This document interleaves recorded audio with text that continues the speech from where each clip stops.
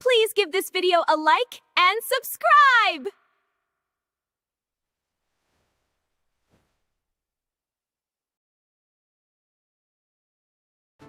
Hey, I'm hungry. Will you feed me? Please, I'm starving.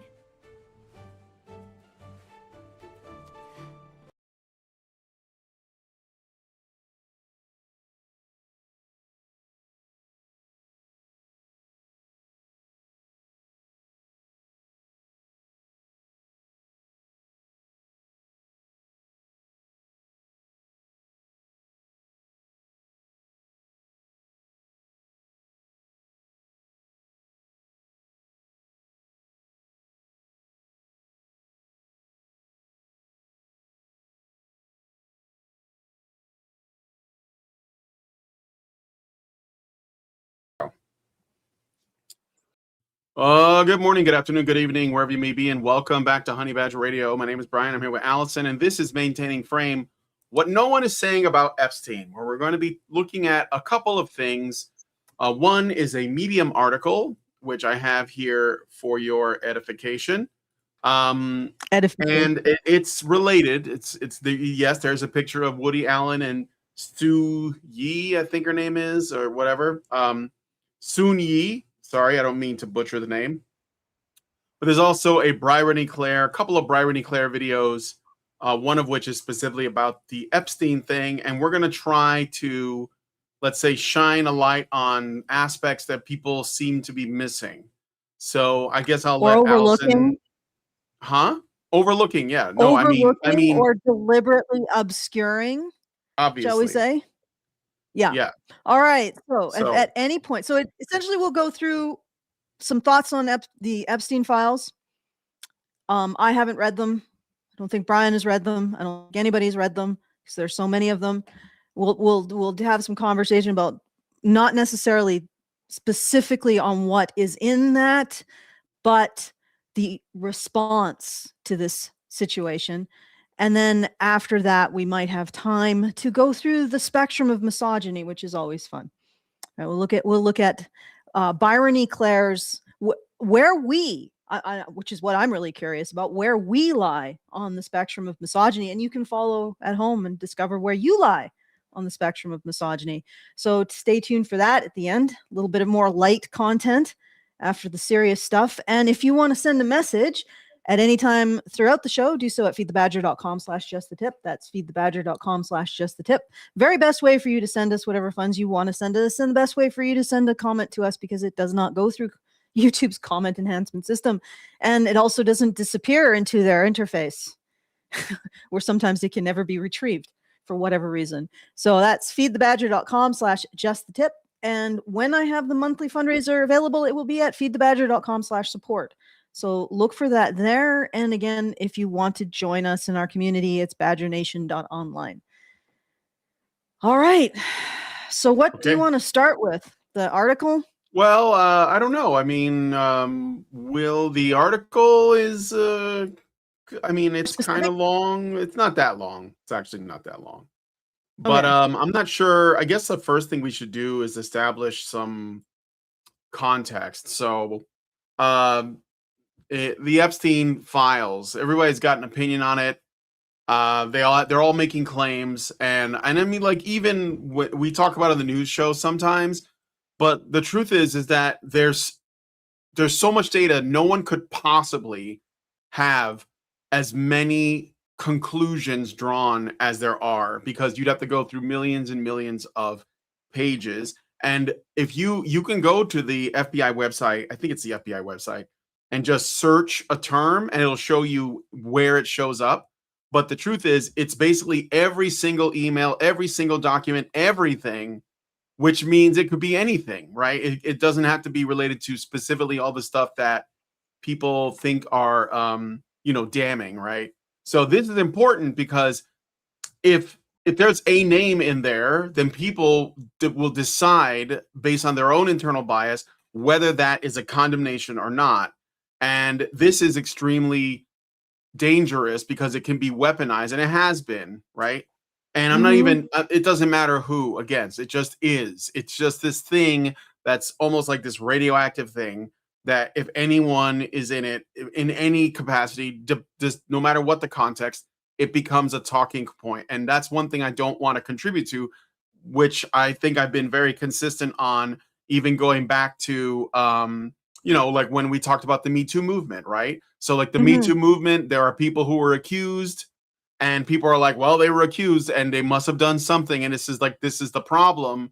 Even if there are hundreds of women that accuse somebody, that doesn't mean anything, because that women collude to like destroy people's reputations all the time. In fact, I just covered an article put out by it was like an entertainment website, like an entertainment news site, and they talked about how Paramount is hiring back a bunch of dudes that got Me Too'd. What happened? I sent you a message. I said you're drifting. Oh, I see.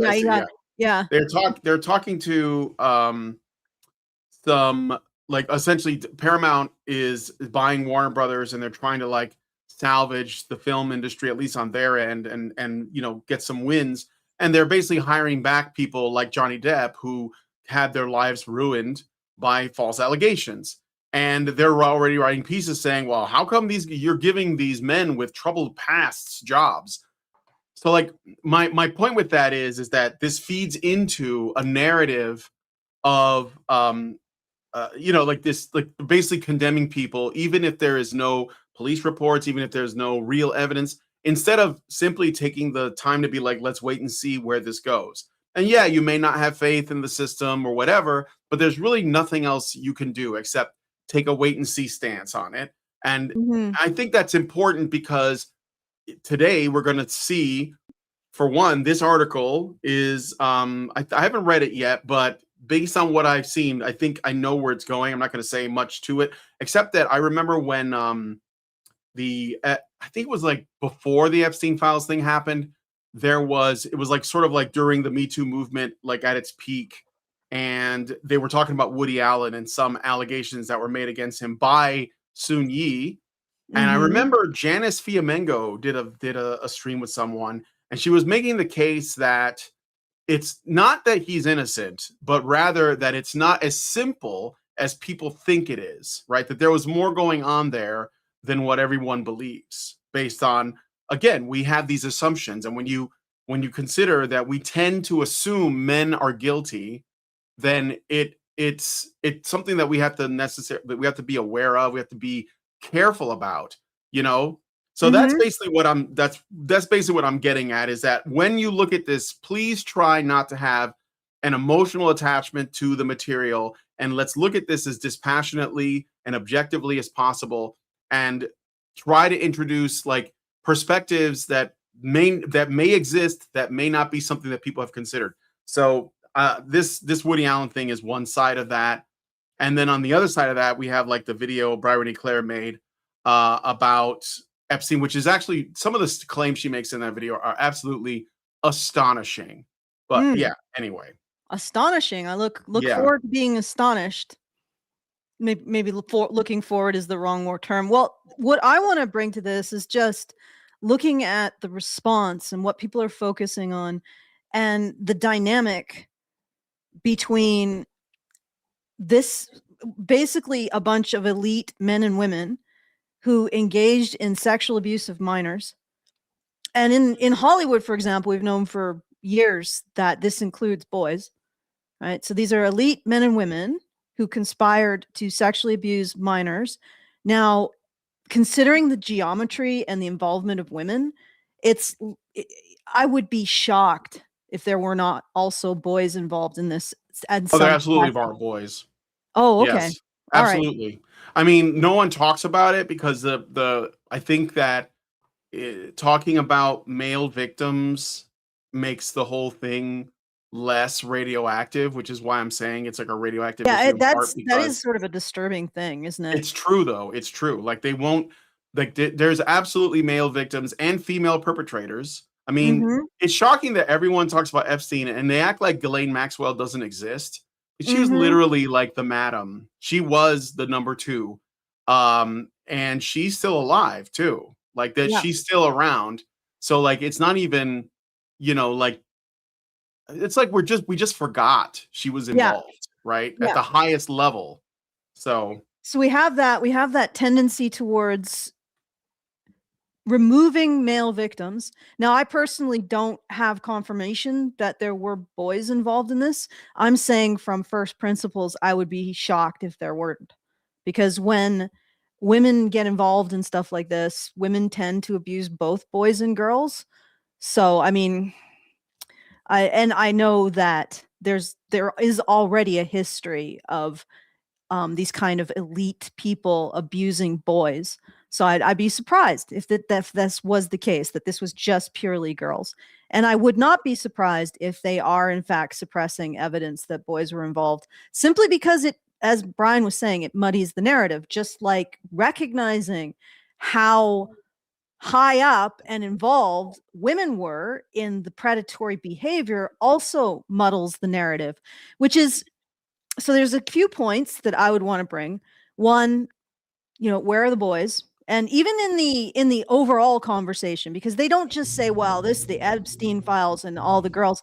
They also are saying that this essentially defines how there's institutional abuse of children. So it's men abusing girls, which is false. So they're using this case to make the further case of a particular narrative about institutional sexual abuse of children. And as long-term watchers will know that we have the statistics that this is false, that there is institutional abuse of boys in juvenile detention facilities. There is abuse of boys in, well, just regular in public schools. It's like 17% of children. And when you think about, I know the way it was worded is that they're, children abused by staff, at which they kind of like make it non-gendered or non-sex, like, gender language. But if you consider that most people who work in schools are women, then it's probably the case that, a large number, if not a majority of the victims are boys. But again, they say children because they want women included in that. They want girls included in that. And they say staff because they want men to be included in that. And I'm not saying it never happens that way, but if you look at it, it would probably like follow that at least in public schools, it's a majority of female perpetrators and a majority of male victims. There's no actual functional difference in a lot of ways between a public school and a juvenile detention facility. The main difference is, for whatever reason, we briefly started to look at sexual abuse in schools, and then it got shut down. Like, I think there's one from like the 2010 or something. And then we just suddenly just stopped looking for some reason. Like the people who you would think would be interested in finding out those numbers just were like, I got somewhere else to be. And female victims are just a lot, like, it's a lot more, I don't know, satisfying to our but what I'm saying is that there's a particular pattern to what they're willing to look at. And again, suddenly they just lost interest in sexual abuse in schools K to 12, just completely. And so we don't have any actual stats. We have a smaller study that looked only at and only captured girls having and I don't want to say relationships. There was a coercion, of course, because of the power differential, but the girls themselves did not describe it as unwanted. So I don't want to say that that's not coercive, but I do want to report accurately on how they characterized the experience. And then the real issue with these studies is it captured no sexual abuse of boys. So if you actually projected from these studies, and it's a smaller study, it's decades ago, if you projected from that one study, there would be no abused boys. And we know that that's not the case. So you have to look at that and say, okay, something's going on with that study. And then they never repeated it. Like you would think there would be an investment in finding out about the sexual abuse of children in K to 12. But for some reason, there's no real study. The only studies that I've seen are actually, they're focused on male victims, and they do show a fairly high rate of sexual abuse among male victims, and some studies that show it among female victims, but no overall like institutional study like you see with juvenile detention facilities. And again, there's no structural reason why K through 12 should be different than juvenile detention facilities. I mean, it's more coercive environment in a juvenile detention facility, but at the same time, you still have the potential for coercion in K to 12. So if you have women who are predators, they're going to be drawn to that occupation, and they're going to be drawn to the power differential. They're going to be drawn to the fact that they can identify vulnerable boys to exploit. And they're going to be drawn to K through 12 as well as juvenile detention facilities. And we know for a fact that they're in juvenile detention facilities, and nobody's doing anything about it because nobody cares. But the overall point I'm trying to make is that there's not just the conversation about the list itself.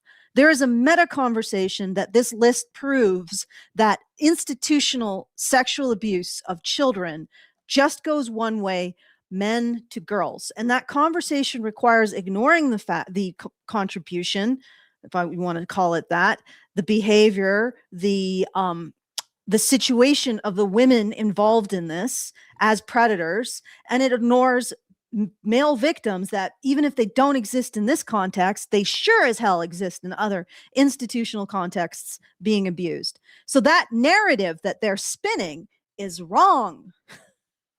And the second thing and this is part of it, that article is part of it, is not only are they rendering male victims invisible, okay, even if Epstein 100% female victims, to follow from that the pattern is false. And I've seen that narrative starting.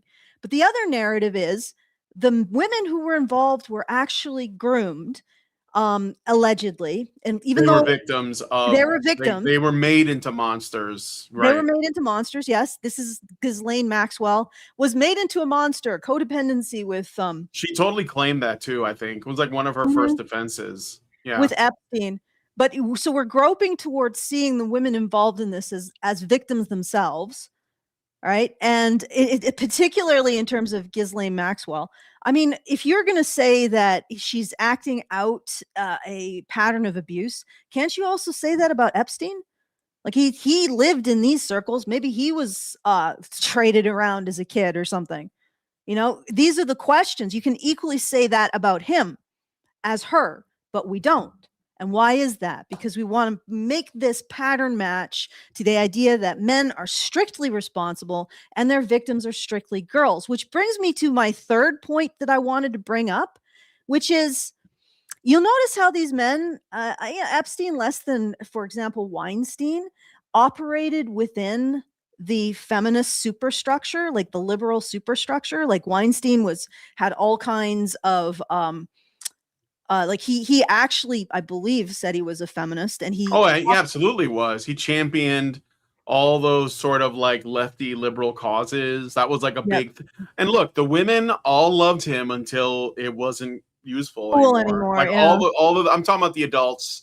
You know, and that's the thing about Weinstein, why, you know, there's a pretty good chance he's going to beat the charges in the long run or get an appeal. I think he's working on it, is because most of the women, if not all, were adults, and they consented to this stuff because they wanted to be famous, and he made him an offer. Now, I don't think it's moral, but it wasn't illegal, and it wasn't what they claimed it was. So yeah, but he was totally a champion of progressivism. Absolutely. He was in Hollywood. Yeah. It's Hollywood. Like that's what it is. So. Yeah, but they were within these institutions, sort of being shielded by these institutions. And let me see if I can find the information specific to that. Okay.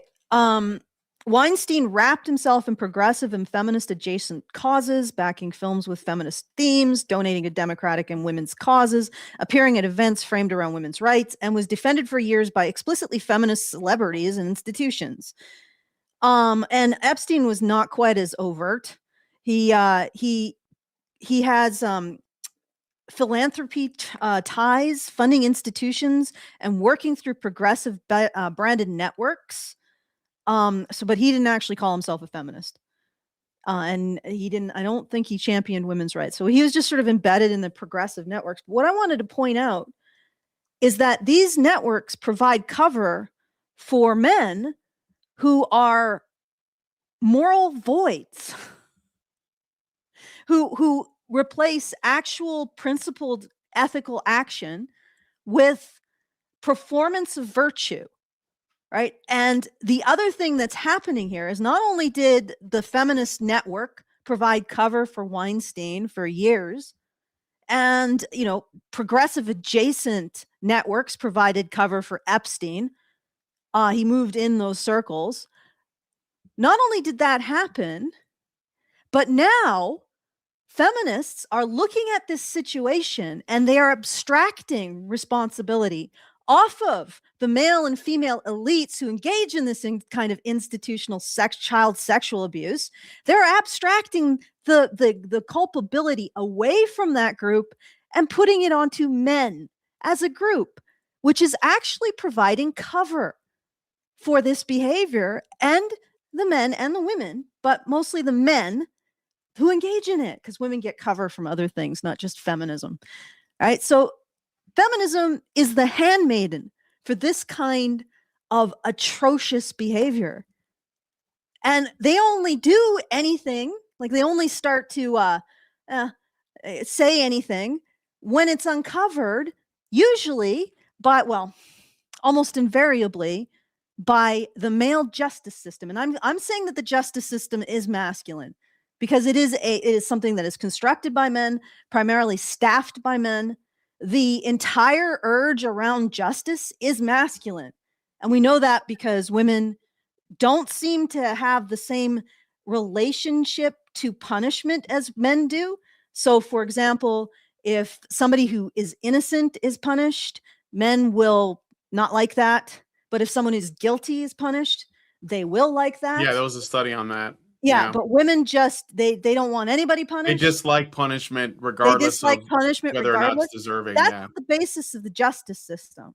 Men understand that punishment needs to happen, and they find it probably somatically satisfying to punish the guilty.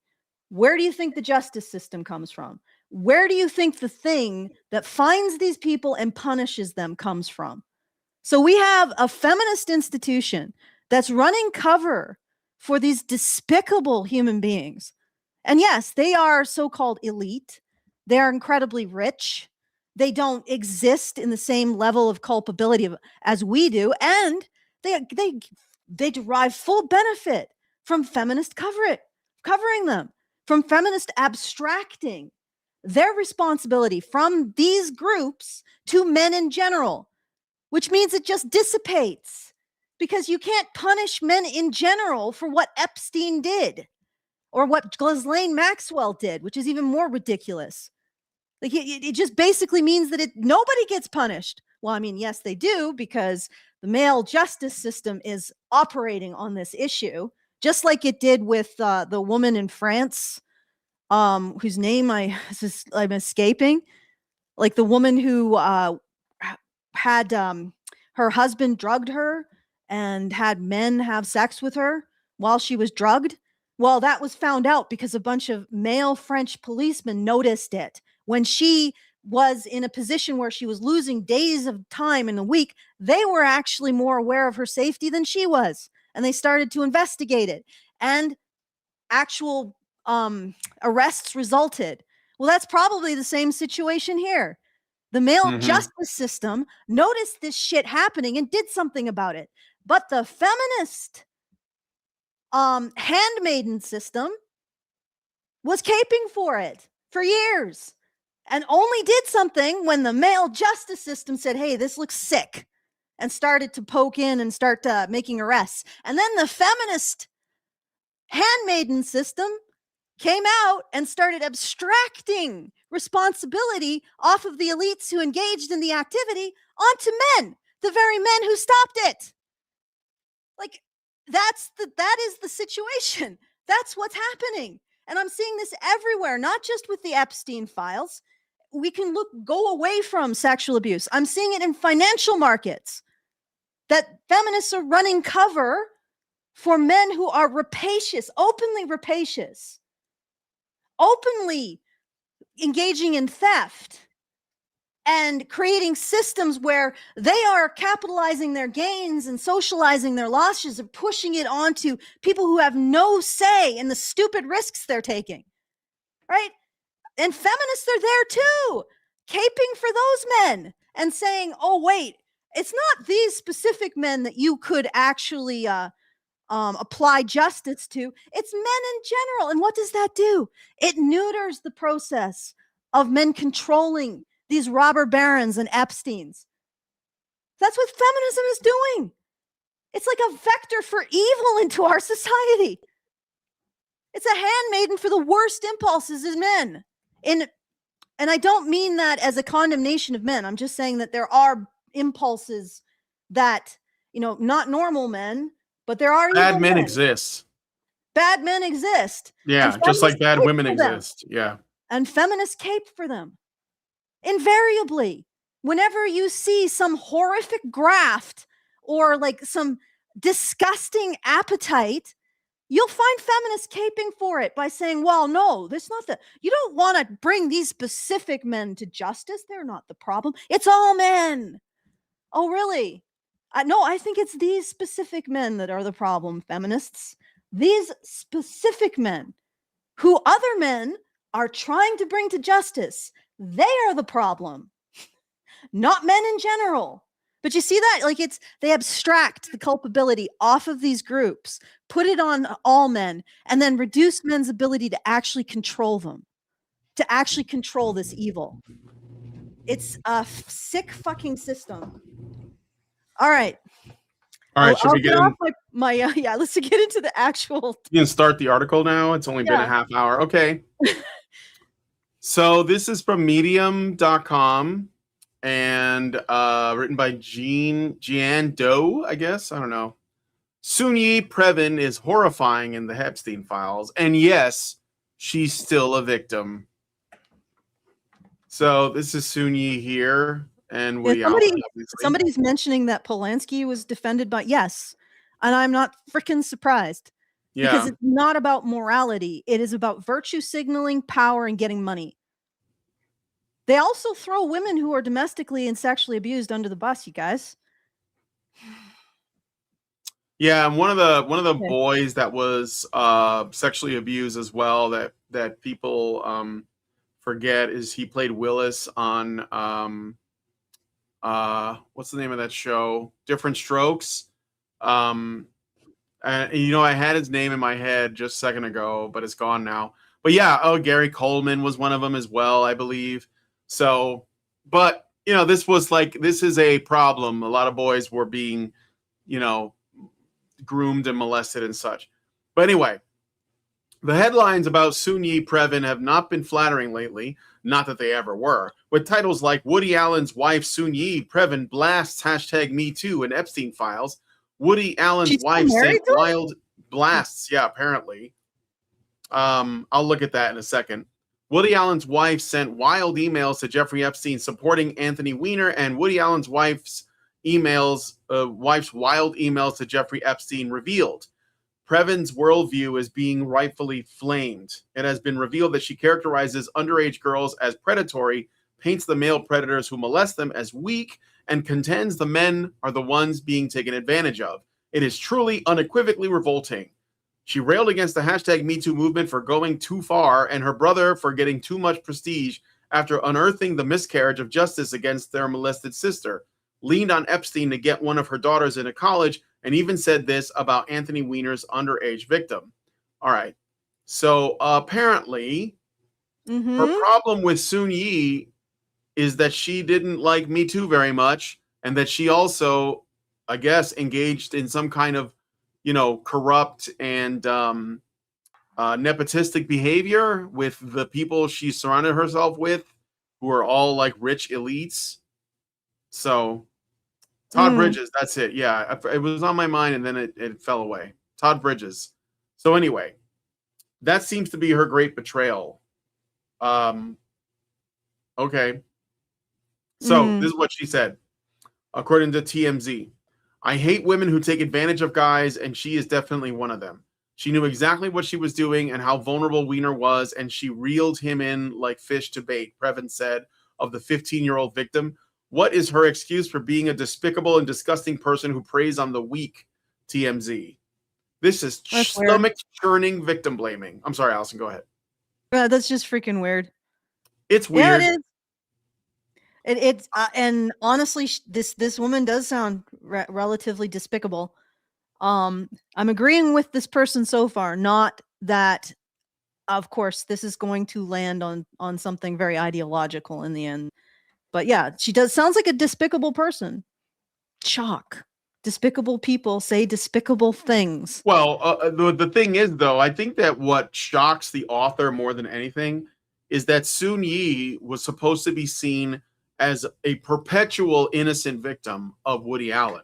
So when it turns out, and she's not like the girl she was when we knew about that. She's like, you know, an older woman now, like pretty, probably like well into middle age, if not like getting into her senior years soon. And yet the author of this still sees the little girl. So she's like shocked that she could have like, you know, views or opinions that are despicable because there was this idea, this like she had this halo, and now it's like, oh wait, she's a real person that could have, you know, views that I don't agree with. Like I don't know. Like that's, I think that's the more shocking thing, because remember, like people like this, like Soon-Yi, they become like, they're not real people in the eyes of like people who don't know them, but they just know them from headlines and tabloids and stuff. So in their mind, she is only a victim of Woody Allen. That's the only capacity she exists in. So when it turns out that she's a whole person and that she might have opinions nobody likes, and you know, she also may be like shitty in her own way, and maybe like when she says that 15-year-old took advantage of Anthony Weiner, maybe she's saying something about herself in a way, because sometimes the stuff that annoys people is usually stuff that they do. It's like, it's like you know, you see somebody at work and you get mad at their attitude or their behavior or things that they do, and then you realize when you get older that that's because you do it. And so like it could be that I'm not trying to armchair, you know, like analyze this, but I'm just saying like there's a number of reasons why she could have these views, but this the writer of this article seems to be putting it into like a black and white thing, partly because she's shocked that this woman is a whole person and therefore could have her own views on things, and secondly that person. A whole evil person. Yeah, a whole evil person, right? Like exactly, you know. Yeah, that's shocking to her. I hate to tell you, but this is the behavior of abusers towards boys too. And they're going to make this out like this is some kind of unique thing that people say just about girls. Yeah, they say it constantly about boys too. I had an exchange like a year ago over the Adolescent film on Twitter, where a feminist basically excused a female abuser of boys because, well, I watched the Adolescence film. There's no way an adult woman could possibly be in a position of power over a boy. I'm like, that's the same thing right there.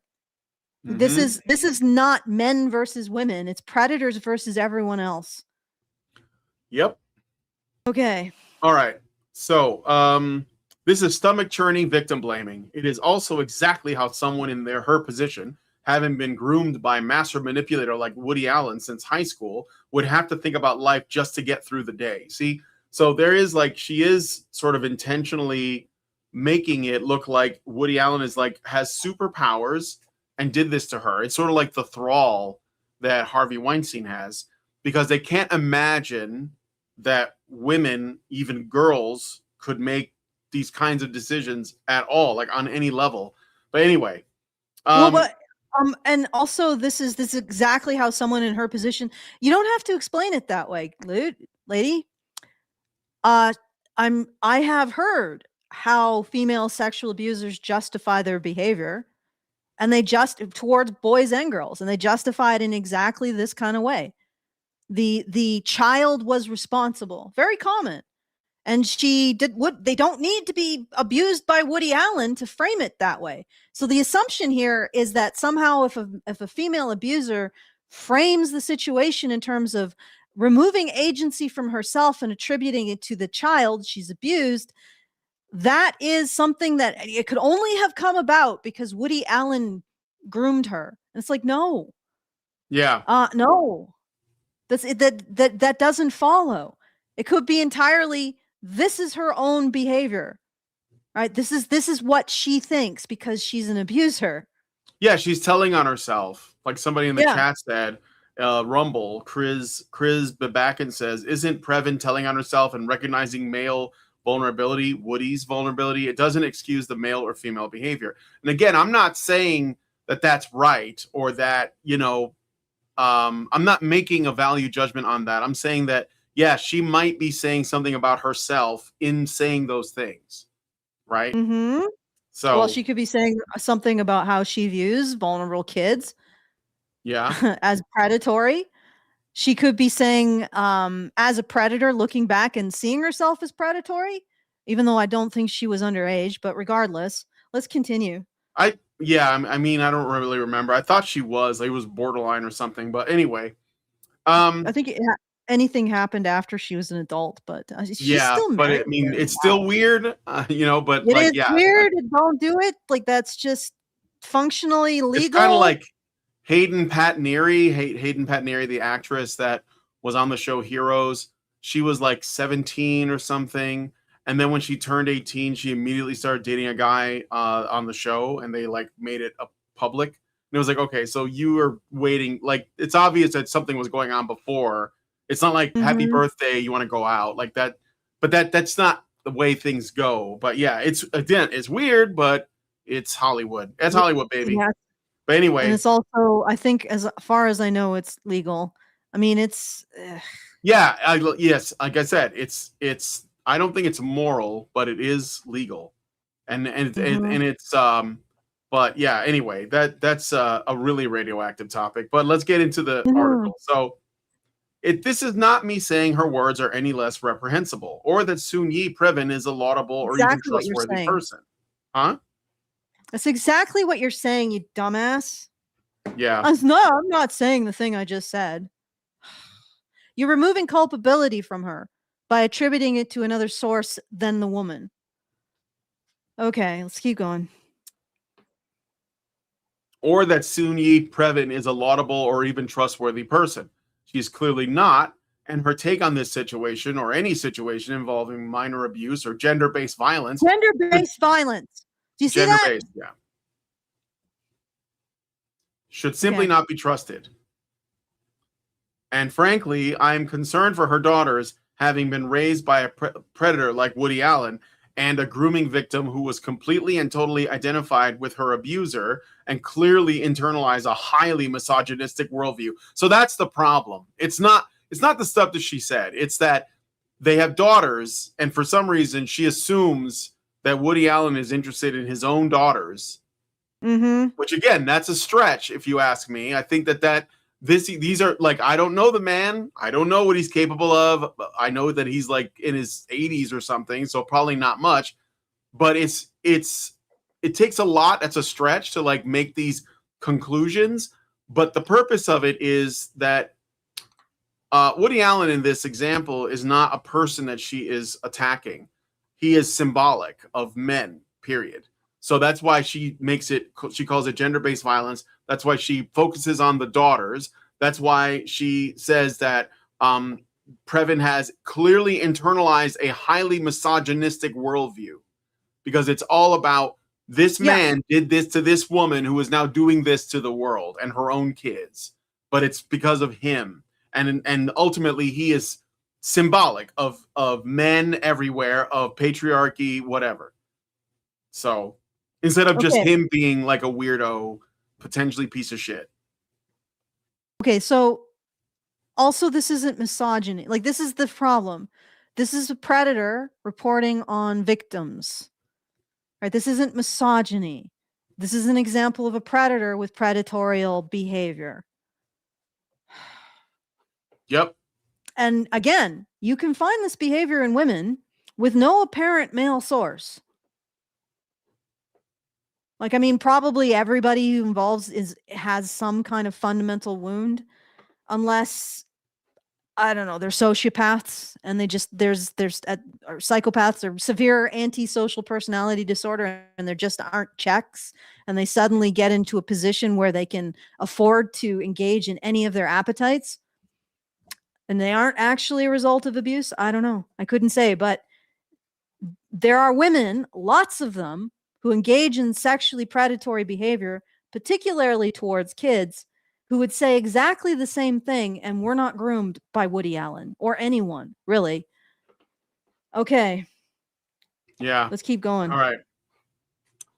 That said, given what happened to her, nothing about Soon-Yi Previn's mentality surprises me. So now she's about to like make the case to defend her because of her, like she's going to assume she knows what this person went through. For those who have spared themselves the specifics, according to witnesses such as hotel staff who were around during Soon-Yi Previn's early sexual exploitation, Woody Allen started molesting her while she was still in high school. This is importantly years before both of them claimed things began. The doorman at Woody Allen's apartment, where Previn would regularly go during her high school lunch breaks, confirmed seeing her regularly come in her school uniform and even escorting her up. The building manager also testified to seeing her regularly come to Allen's apartment alone during high school.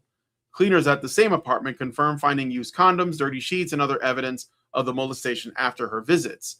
Some HBO show, Allen v. Farrow, episode 2, HBO. However, Allen's public story is that it all began when Previn was 21.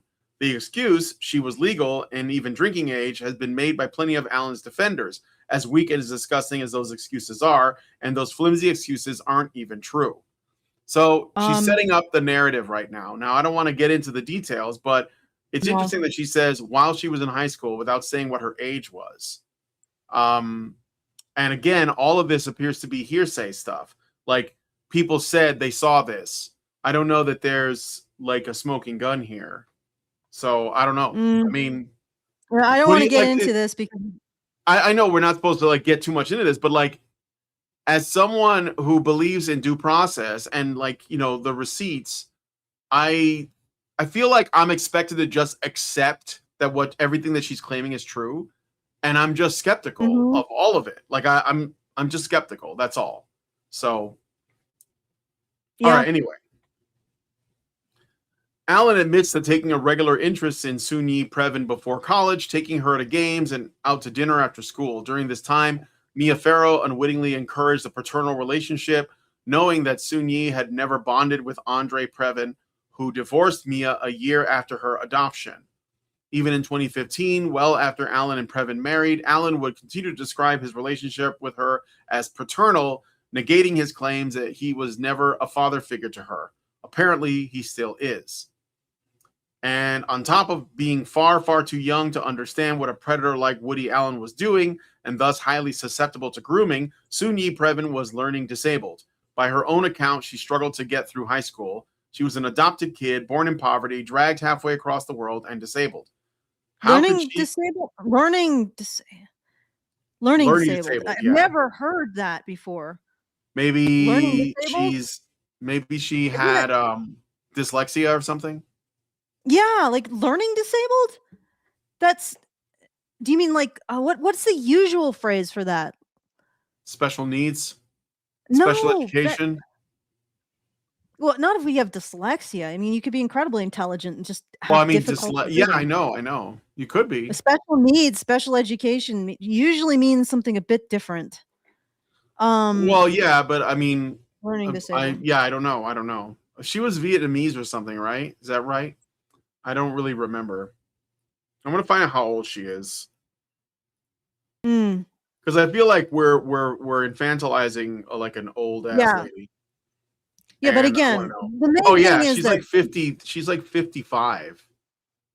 The main thing about this, when you look at this, is that you don't need so every time a predator describes a victim in this way, we have to abstract their guilt off because they were groomed. Does this apply to men as well as women?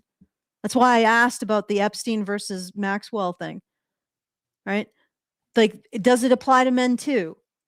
Do we abstract their guilt away to whoever did this to them prior? Or do they retain guilt for their actions and their statements? And also, this is very sex. Like, this is only going to one sex.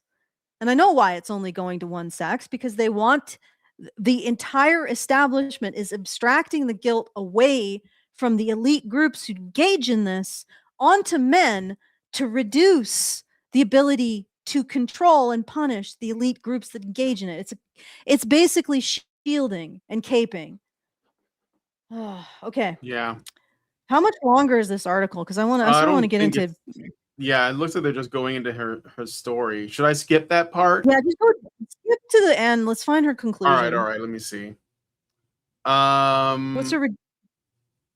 Let me see. Learning disability. Blah blah blah. Okay. Here's where, because she's basically, okay. Here we go. Which is why. So she basically says that Sun Yi says, I'm not a retarded little underage flower who was raped, molested, and spoiled by some evil stepfather. Not by a long shot. Let's not get hysterical. So she's basically saying, I was not abused, molested, or groomed. So this is what Sun Yi is saying. And of course, this is not work for the narrative. Like, this is going against it. So this is like the end here. These are like the last two paragraphs. Which is why Sun Yi Previn consistently depresses me in every single interview she's given. She clearly cannot accept any degree of the reality of what's happened. And how can I even blame her? Who would want to admit the truth when this is the horrible reality of her life? You're the groomed prop wife of an internationally renowned pedophile and predator who raped your own sister and is so beloved and powerful that he not only got away with everything, but continued to be celebrated by all society while using you as an alibi. So it's like she's saying, how dare you not consider yourself a victim? You're obviously a victim. I know better than you do, right? Victims aren't saints. They're people, harmed, overpowered people. They shouldn't be held to heroic standards. And I do think coming to terms with such a reality would take a Herculean psychological effort. Not being a hero, not rising above, does not negate what was done, and not growing up to be Virginia Giuffre doesn't automatically make someone Ghislaine Maxwell. Hurt people has become a phrase that is used as a cudgel against survivors more than it has ever been used to create empathy among privileged people who will never be able to even slightly empathize with the plain survivors of this kind of abuse have. Not defying your groomer. Oh, I'm sorry. Do you want to jump in? No. Okay. Not defying your groomer, especially one this powerful, doesn't negate context and circumstances. All of this is because she doesn't want to acknowledge that this is a potential female predator. That's it. That's all this is. Like, I'm going to summarize this. We don't really need to go any further.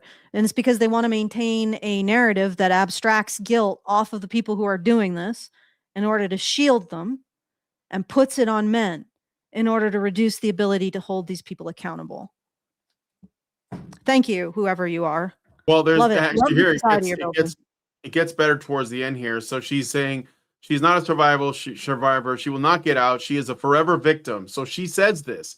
She is a forever victim. And then she says, yes, Ghislaine is also a grooming victim. So Ghislaine Maxwell. So am I. So is Previn. But we are not all the same. Ghislaine didn't just dismiss other survivors and engage in victim blaming like Previn. She created new victims. She assaulted women. She trafficked women. She provided victims to Epstein in a bid for his love, which she would never get. She is a violent criminal and should be regarded as much. So as such, sorry, yeah. More importantly, Maxwell had far more means to escape: wealth, power, social charm, connections, whiteness. Oh my God. Which is masculinity, guys. Yeah. She and Sun Yi Previn will never be the same. We can all correctly reject Sun Yi Previn's worldview, perspective, and discount her word and testimony. So let's just dismiss her. Oh, this is she said something I didn't like. Was the payload. This was the payload. It was all building up to excuse Ghislaine Maxwell, to move the victimhood towards Ghislaine Maxwell. That I think that was the payload. That paragraph on Ghislaine Maxwell, in which she made the direct comparison. Right, she's not the same, but she's still the same. Right, they're apparently groomed, even though Ghislaine was not groomed. Grooming is for children. She wasn't. Right, So these two women are the same. So they're buttressing the excusing Ghislaine Maxwell with this article, so that they can cleanly abstract the guilt onto all men, who are probably the people primarily responsible for bringing this travesty to justice. Oh, because they understand justice. So and I know she's not going to even consider this possibility, and I might say something that might even upset people in the chat. But if her logic is correct, and she says that people like Sun Yi and Ghislaine Maxwell, they abuse people because they themselves were abused, and there's a cycle, then couldn't you also consider the possibility that Woody Allen was groomed and molested as a child as well? Or that, and I mean, look, I don't know the truth. I'm just saying, what if it turned out that he had an aunt or an older woman and she sexually molested him or something when he was a child or a very young man, and I'm like, it's not a wild theory. These things happen. And then that sort of distorted his view on sexuality going forward. And then he started to live these things out with other women in the future, then wouldn't we then apply the same lot? But of course, because he's a man, that's generational trauma exists, but it only starts with the man that came before the woman. That's where that begins. That's the catalyst of generational trauma. It doesn't go before that. That came from nowhere. That was just in men from the get-go. You see that? Yeah, I know. I see that. Yeah, and that is the ultimate thing, because it isn't about actually looking at a situation and dealing with it to try to reduce the harm. It is literally about creating a narrative that abstracts culpability off of the people who are engaging in the behavior. And yes, certain people in this context have been brought to justice, right? But there's a culture that is not being brought to justice. There's a whole bunch of people who are not being brought to justice, and feminists are abstracting culpability off of those people, both men and women, and onto men as a category, even though, again, men are primarily the reason why any one of these people is being brought to justice. So it's a lovely little cycle of fuck, or to say correctly, it is a fuck shit stack. Thank you, feminists. Thank you for this. And yeah, they only give the succor to women because they couldn't do this. They couldn't abstract culpability off of the people engaging in this to men if they recognize that women do it too. Then it goes back to personal choice. And then it goes right back onto the people making those personal choices. You see how that works? If it isn't men and something that an emergent property of men and toxic masculinity, patriarchy, whatever else, then it becomes a personal choice, which means the people making that personal choice are culpable. If it's men, they're no longer culpable. So they can continue to operate. Yeah. And it is ultimately just to cover that up. So I got a super chow from Art Fours, who gives us $50. I think he just supported something. 50 and then 5.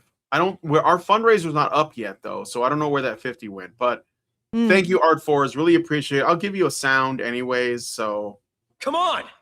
All right. So he gives us that, and he says, "Eternal victim, wood chipper for all those fucks." Thank you, Art Fours.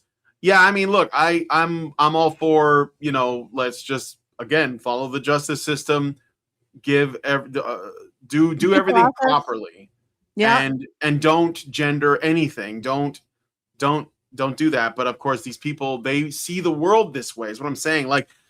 We said this on the show many times. The likelihood that men who are in prison for sexual crimes, almost all of them have had sexual crimes done to them as children.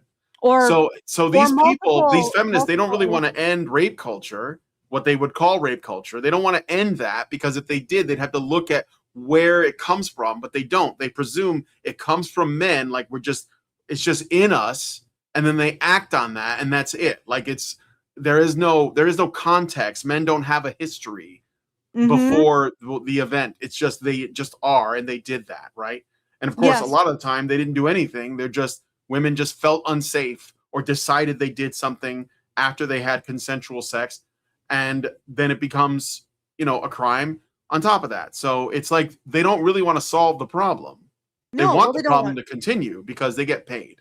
Yeah, they want the problem to continue, and they want to abstract culpability because, again, it is no longer about personal culpability if it's about men, right? Yeah. So it's no longer about bringing these fuckers to justice when it's about men as a group.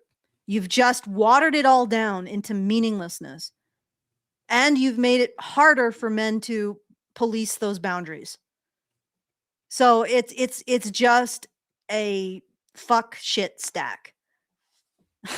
Yep. Okay. All right. You want to do Byrony then? Yeah, let's do Byrony. Maybe it'll be a relief. So we're going to switch to Bryony Claire. I had to test the audio on this because why is it that? Yeah, it's working. Okay, good. All right. Okay. So are we starting this video? What? We're starting right at the beginning, huh? I have time codes, but the All right. I'm gonna play the intro first for the context. I won't quail. I want you to see how petty this is too. Bryony Claire makes the most shallow content that is about feminism. It really does speak to like the quality of her audience. So this is about Epstein is the man behind women's beauty standards. What? Yeah. Yeah. He's the mastermind behind women's insecurities. Oh yeah. Children sexually assaulted, Byrony most affected. Yeah.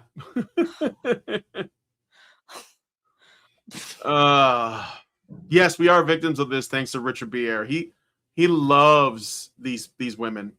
He loves them. All right, so let's play the intro of this, and then I got some time codes.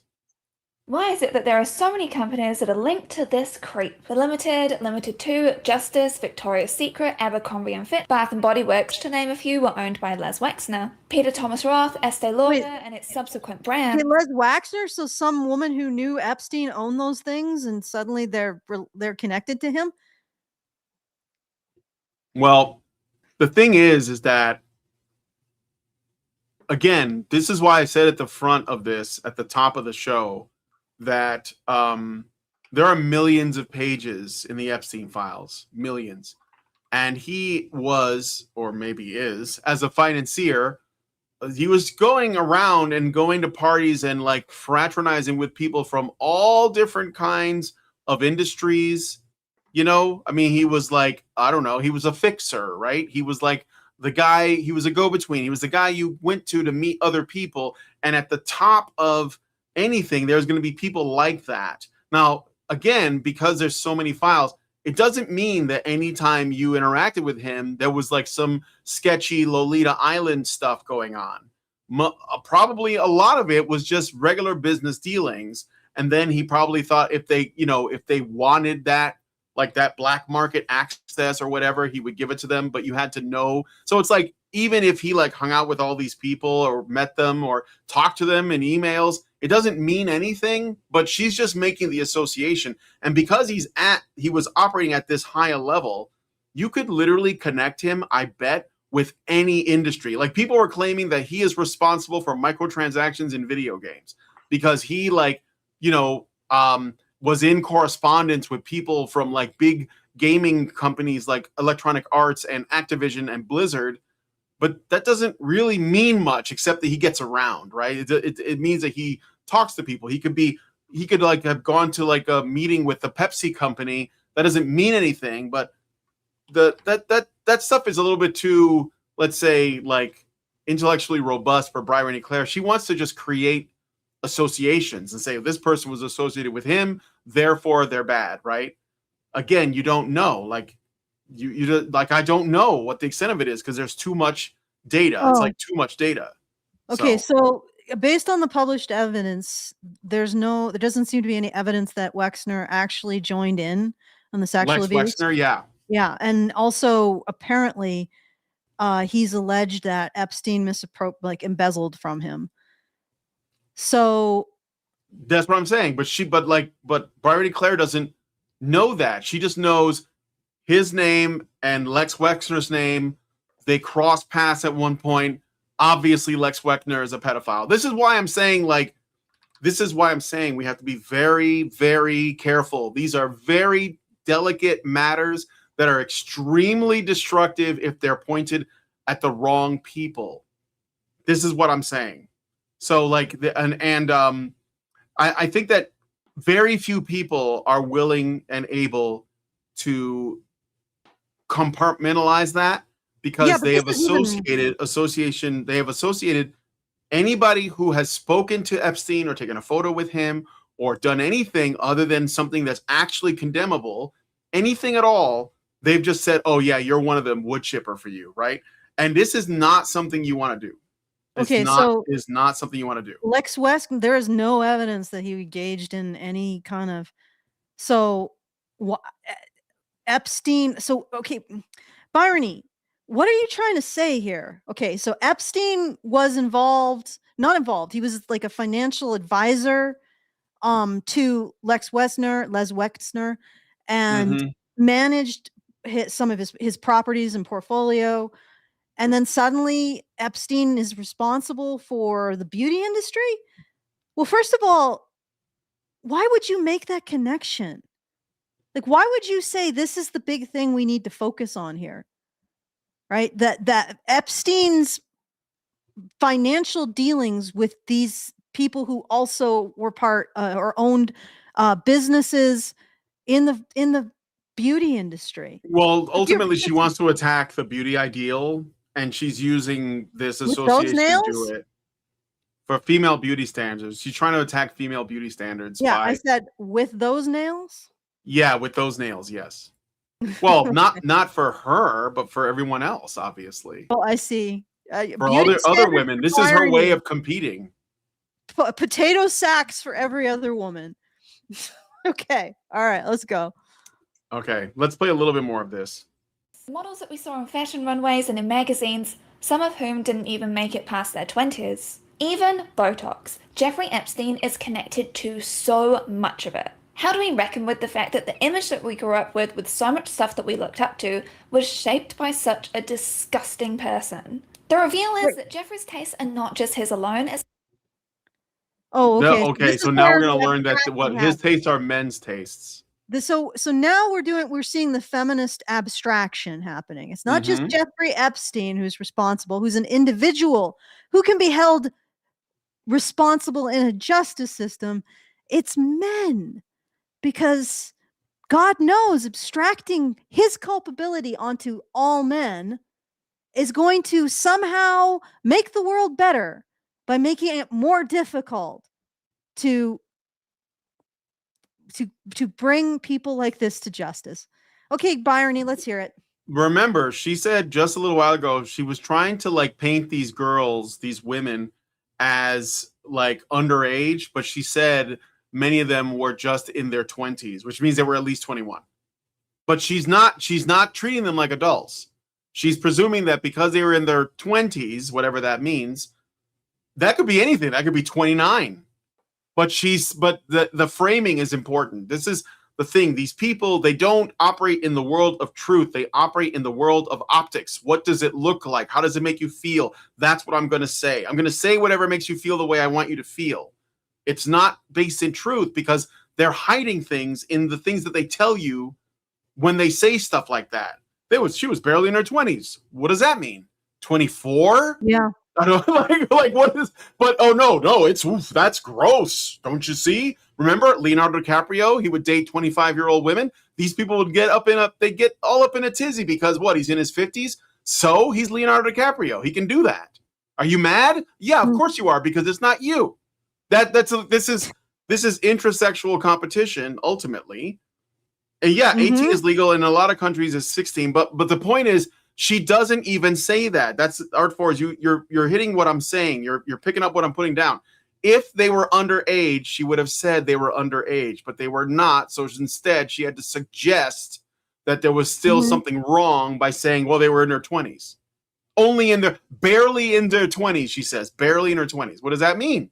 21? That's barely in your 20s, right? Like, it's just so manipulative and obvious. And I don't know why people don't see it for what it is. But anyway, yeah. Let's go to the first time code. No, I want to finish this. I want to see what you said. I want to see the abstraction happen. I have spoken about before. The ideal for women is girls. The fact that we still have well-meaning people stumble and say phrases like underage women when you never... Okay, let's pause it there again. She says the ideal for women is girls. She's trying to say that men are pedophiles because women who look youthful are attractive to them. And beauty is, beauty products like makeup and stuff, they are there to make women look more neotenous, which is attractive to men. Therefore, men are pedophiles. That's what she's trying to suggest.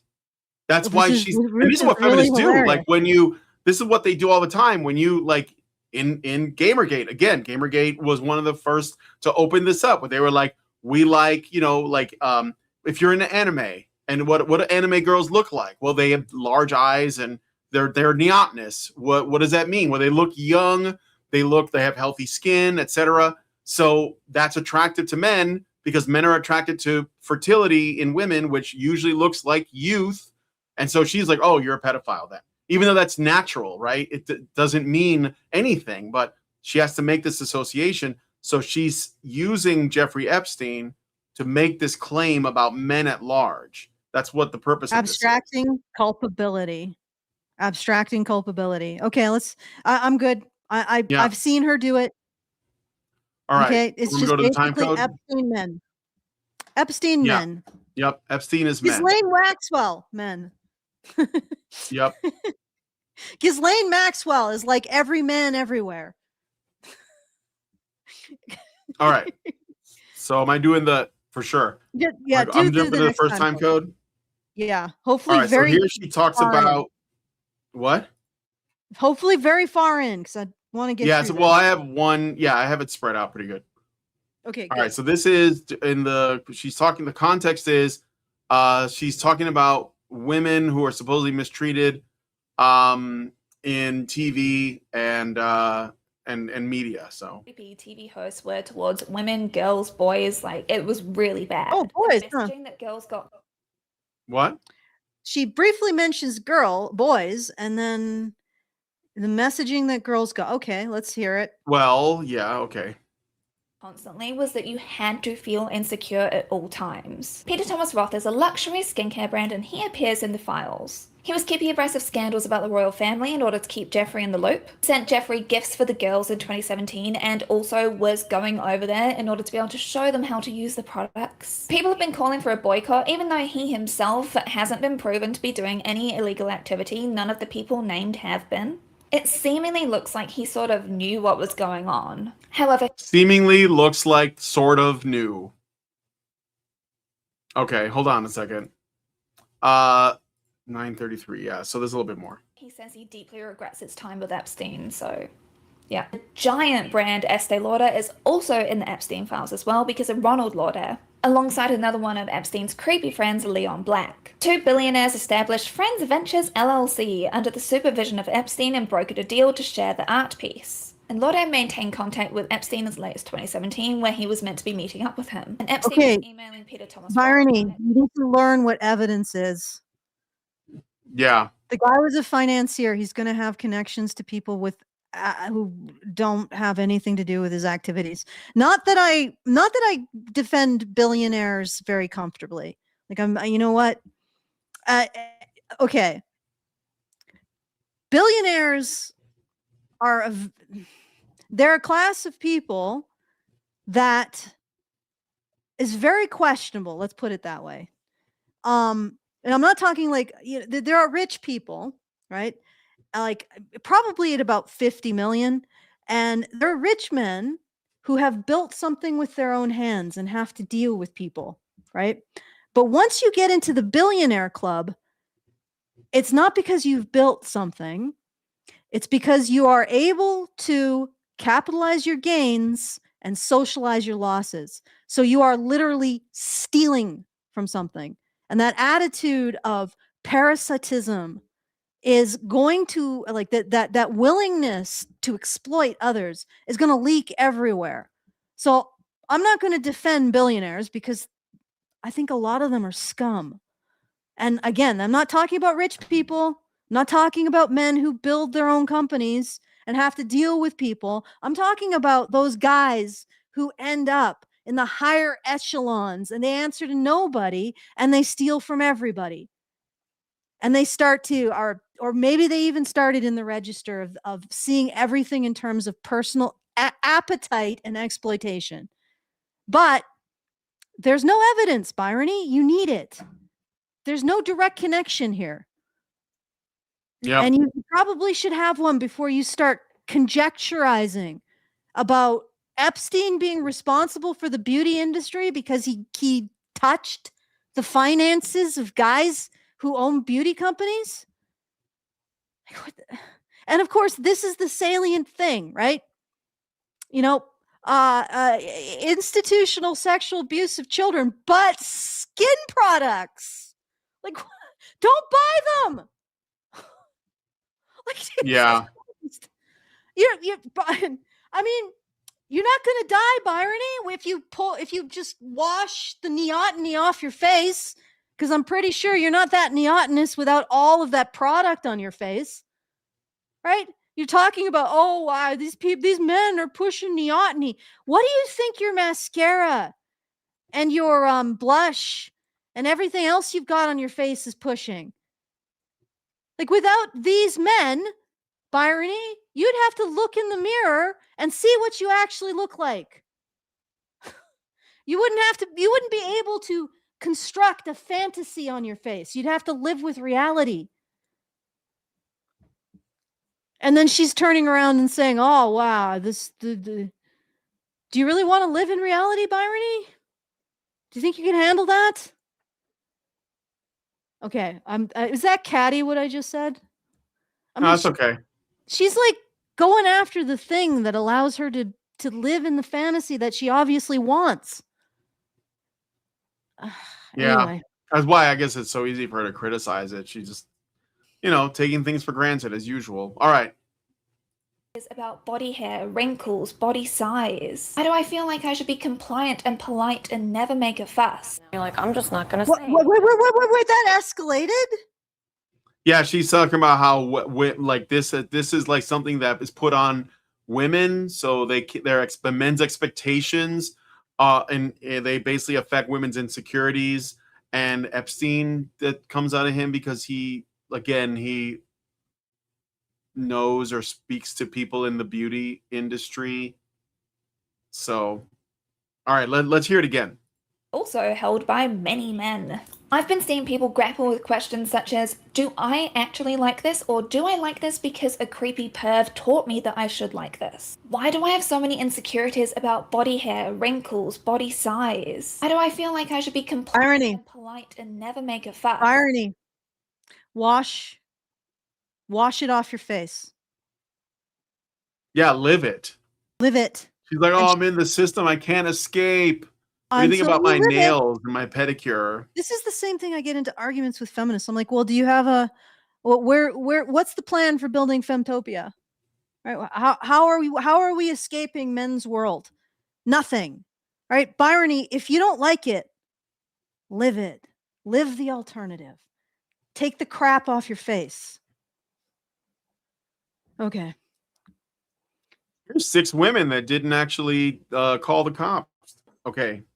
Like, I'm just not going to say anything because that's what he told me to do. What about the complicity of all of those at the top? Do you see this woman says, I'm not going to say anything because that's what he told me to do?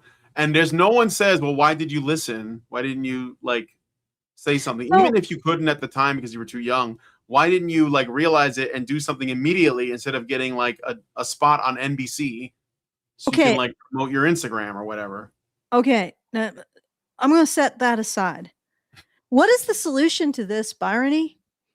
if women are constantly in the thrall of men, what are your solutions? Like what how do we yeah, of course, but to who? If women are in the thrall to men. Okay. All right, but bear with me. Women are in the thrall to men, and your solution is to complain to men. That doesn't get traction. It's just spinning. But here's okay. That's the solution, to complain to men, to get men to do stuff, apparently. And to, at the same time as your only solution is to throw yourself apparently on the mercy of men, you say that men have no mercy. But here's the other thing. What is a final solution to all of this? Right? You say that men keep women in their thrall.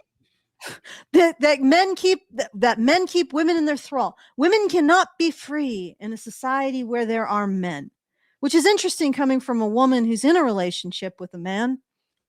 Are you in his thrall? How do you know, Bryony? How do you know what you're spouting isn't just thrall speak that's been projected into your head by a very, very clever and a clever patriarchal gambit, right? Get the women's to constantly offload their agency so they never escape the trap of depending on men. Oh, goddamn.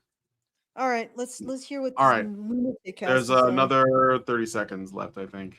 Already have an extended and uncensored version of this video. I am censoring some words because I don't want this video to get demonetized, because when that happens, the reach of the video goes down, and I want us to be able to have these important conversations, because there has been a lot of stuff which has happened which I think we really need to important conversation. Okay, the important conversation is not institutional sexual abuse of children, but that somehow women are being forced to purchase beauty products. They're just like, they go into, I don't know, a makeup store, and the beauty products, they send out like brain waves to the women, and they're like, purchase me. Yep. Epstein make you. Like, that's what we need to focus. I can't even believe that she'd have the audacity to make this video at all. Like this. It's gross. All right, let's go here. Les Wexner ever think that someone like Jeffrey Epstein was behaving inappropriately when he was completely comfortable with this sort of behavior? It's hard to state how much of an impact Victoria's Secret angels really had. Presenting reflecting on how men's Victoria's Secret. She's talking about Victoria's Secret and its leadership enabled inappropriate behavior and misogyny. That's what she's claiming, because he had an association with Epstein of some kind. So is Lex Wexner the Victoria's Secret guy? I don't know. I don't know. I know the name, but I don't know what it's from. What? So, and the fact that Lex Wexner says that Epstein embezzled a whole bunch from him, that doesn't matter. Like, no. All right. Okay. Yeah. Definitely. Not only are women in Epstein's thrall, but apparently Epstein's financial clients are also in Epstein's thrall, and they're still in Epstein's. Like, here's the other thing: Epstein is now dead. Does his thrall continue to operate even after he's in the grave? It lingers. Perhaps that's evidence he's not dead. Oh my God! Yes. How does that work? Irony? Is it just pooling out of his grave and going everywhere? Has the beauty industry fundamentally shifted since Epstein died? Right? Do you no longer get the beauty the products that you used to get when Epstein was alive, Irony? Has any of that changed? Like, or are these men being controlled by Epstein from beyond the grave? And that's why nothing has changed. And not just that, not only are the men being who own these companies being controlled by Epstein from beyond the grave, the women who these companies serve, they give these products so that women can look young longer, right? They can look better than they actually are, which is, of course, a patriarchal ploy, right? A patriarchal ploy to do something awful to women. The women somehow are receiving the Epstein thrall through the products made by the men who are being controlled by Epstein beyond the grave. Why does anybody treat this, what she's doing, as anything but contemptible? Hamstring. Yeah. Like, this is on every level incoherent, brain killing, mental bullshit. Thank you, Richard. Yep. Okay. All right, there's a little bit more in this one. Standards. We also saw how the models were treated. They had to laugh off harassment all the time. This was stuff that taught us how we should be behaving too. The beauty standards of the 90s and the 2000s to the early 20s. What if these models were harassed? What were they done? Was it done in public? They were harassed. Arms are weird. Won't someone think of the multi-million-dollar models that worked at Victoria's Secret? Won't someone please think of those ladies? Not the children that are being molested on the island somewhere. No, not the spirit cook, children who was probably, I don't know, getting their blood drained and put into sausages. I don't know what they were doing, but just like the children.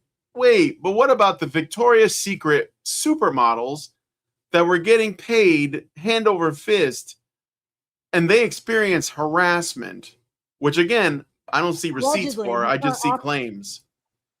Yeah, that's the thing. It's all just claims all the way down. All right, let's is there a concluding time code to this, or do we have to go through another 7 of them? Or no, let me finish this one 20 seconds and then I'll jump to some more. Like I have 10, but I can jump to the ones that make what is wrong with this woman's arms? Is this AI? She's probably double jointed. No, I think that's a real woman. It does look a little weird though. She's like PS2 graphics. It looks like she's like an X-Men with the power of like whip arm. Really was about being as young and small and childlike as possible. What did you have for breakfast? I didn't eat breakfast. I'm gonna be in really lingerie. Oh man, that guy sounds so straight. What? That's the patriarchy. That's the voice of the patriarchy right there. Yep. They weren't a size 2. They were mocked constantly on TV. One of my patrons was bringing up how much they saw the mistreatment towards Britney, and this is somehow related to Epstein. Okay. You need to expect. It's beauty standards, Allison. I've spoken about how creepy TV hosts were towards women, girls, boys. It was really bad. The messaging that girls got constantly was that you. Yeah, but boys are okay. We already You had to feel insecure at all times. That was the thing I was looking for. Go ahead. And boys are just removed. She briefly mentions boys because you have to now, because of us. But then she just glosses over it to the insecurities that girls face. Okay. I hate to say it, but I find the sexual abuse of minors to be more important than your insecurities, Bryony, especially since I don't see any evidence that you're making an effort to overcome them. I mean, you're living with these horrible insecurities, but you seem very happy with them. Perfectly fine putting them on your face. Mm-hmm. Okay, let's how many more times? This is a different thing where she talks about Epstein's attitudes with eugenics, controlling women's bodies, and how it ties to a broader right-wing male-dominated agenda. Even though Epstein was a progressive, we know that much. But go ahead. Let's go ahead. Girls was also done by Epstein himself. Virginia spoke about this in her posthumous memoir. He was really fixated on making sure that they were all eating really healthy diets. He was big into eugenics and also creating a master race of children. The ranch was where he wanted to be able to have his harem of girls producing children for him. He was into doing this stuff before the Silicon Valley bros came around. And now today, all of the Silicon Valley bros.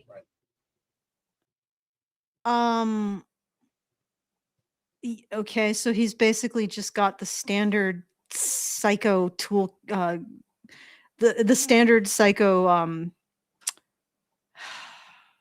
what is it what is the standard kit that like a video character or like an RPG character race comes with? I don't know. I'm searching for him. Okay, I'm going off into the weeds. All right. He is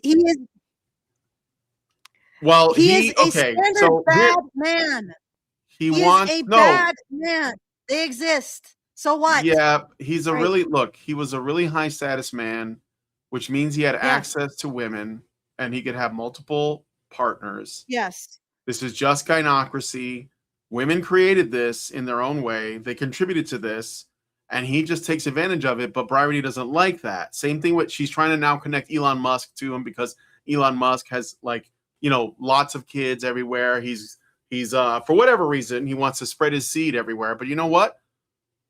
To me, that's just like your prerogative, bro. Like it's not my bag, but he can do it. And there's a lot of women lining up to do it. So I don't understand what the problem is. And this is the thing. Like, she always acts like women are not at all a part of this equation. Like, they never say, when Elon Musk went up to Ashley St. Clair and got her pregnant, he asked her, I guess, I presume, he didn't roofie her with his seed.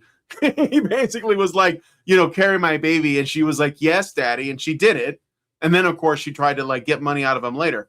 But that I don't like. I mean, you can call it immoral if you want to, but based on what? Like, this is, again, it's not illegal. It's I don't know if it's evil. I think it's unethical in a way, but whatever. Like, that women are the ones that are saying yes to this, though. The problem is, so how do you argue with that? She's removing women's right to make choices that she doesn't like, right? And it's because she doesn't, and that's the funny thing. It's like she wants to create this ultimate culpability for men. And he can't, and none for women. Like, women are literally asking to get babies by these rich men because they want the status, they want the benefits of that. And so she's like, no, that's not happening. They're doing something to the women.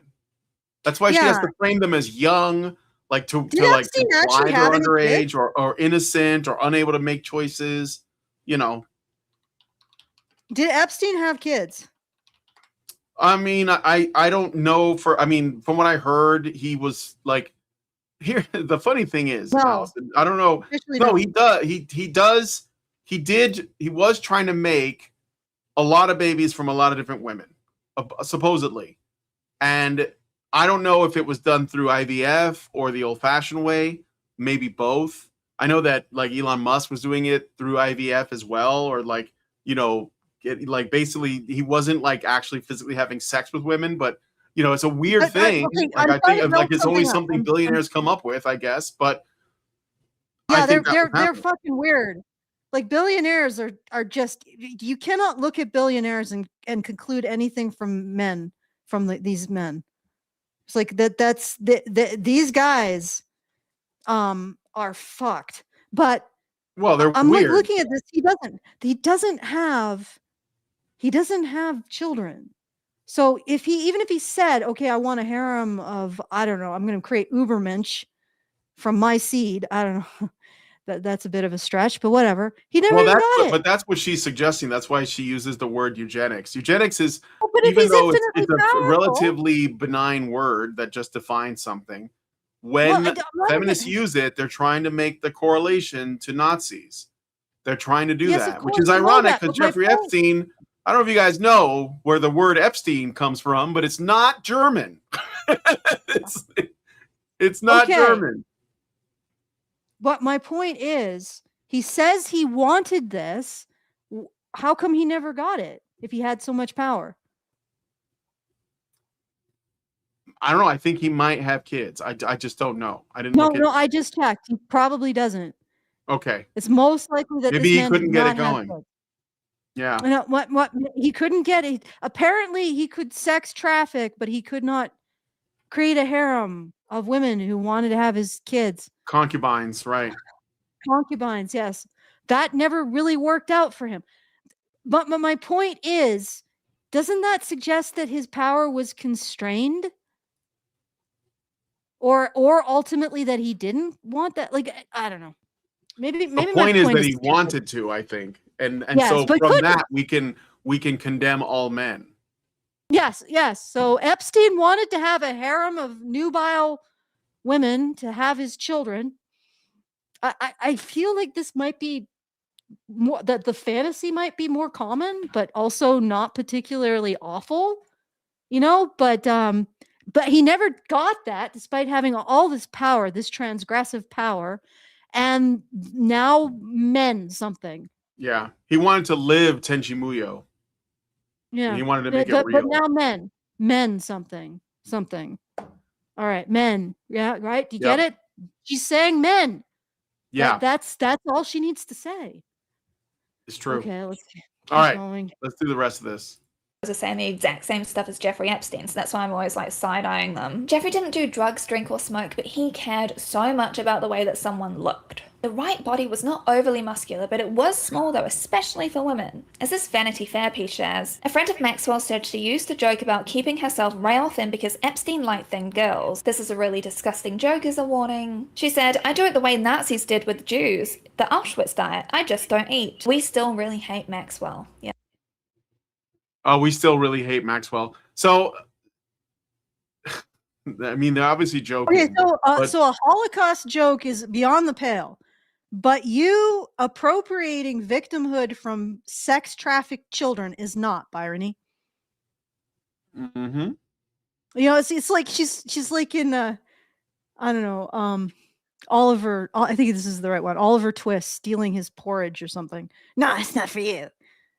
Like starving Victorian children, Byrony goes back and steals their bread. That's mine. Is there no depths? Are there no depths that you would not plumb for victimhood, Byrony? Because here you are, attempting to seize it from sex-trafficked children, attempting to seize it for yourself from them. Yeah. Well, no, there are not. All right, let's keep going. This is the next bit. Is she's going to talk about how men in leadership normalize abuse and disrespect towards women. So this is like the real, because she's getting to the end, so she really has to scare her audience. Okay, be the greatest country in the world, and we can't protect children, and these people don't stop doing it. We downplay it. We have a president that runs women through the mud, and you don't think that other generations are watching that, younger people, and saying, okay, well, if the president can say grab them by the why can't I? Back to my question at the start of this video. Do I like this, or do I like this because a pervy creep told me to? I argue it can be both. All of us, whether we want to believe it or not, are shaped by the culture. Oh, good Lord. Byrony, fuck off. Let's have a conversation about having a conversation.